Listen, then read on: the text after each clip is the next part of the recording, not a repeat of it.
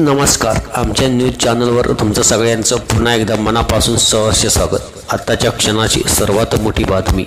शिवसेना एकनाथ शिंदेंची कधीच होऊ शकत नाही, उद्धव ठाकरेंचे मोठे विधान.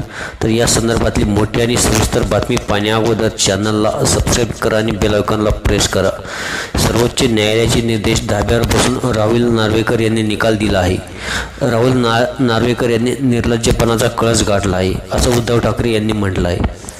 तसंच शिवसेना कोणाची हा निर्णय त्यांनी दिला. खरं तर महाराष्ट्रातलं लहान मुलंही याचं उत्तर देऊ शकतं, पण निर्णय देताना त्यांचा पायाच चुकला आहे. कारण निवडणूक आयोगाचा निकालाचा आधार त्यांनी घेतला नाही असंही उद्धव ठाकरे म्हणाले.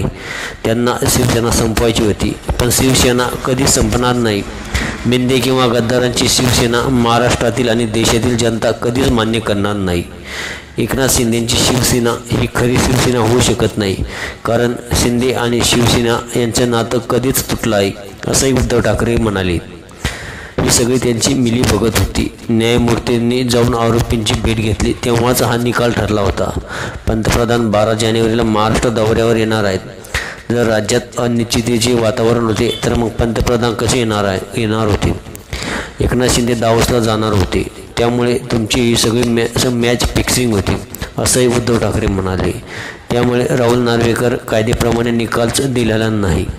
एकनाथ शिंदे म्हणाले की घराणेशाही मोडीत काढली. यावर विचारलं तर उद्धव ठाकरे म्हणाले यांची प्रतिक्रिया केराच्या टोपीसारखी आहे. जर त्यांना वाटत असेल की घराणेशाही त्यांनी मोडून काढली आहे, तर मग त्यांनी गुलामशाही सुरू केली आहे आणि हे गुलाम आहेत असं उद्धव ठाकरे म्हणाले आहेत. एकनाथ शिंदे यांची शिवसेना कधीच होऊ शकत नाही. आज राहुल नार्वेकरांनी जो निकाल दिला तो म्हणजे निर्लज्जपणाचा कळस आहे असं उद्धव ठाकरे म्हणाले आहेत.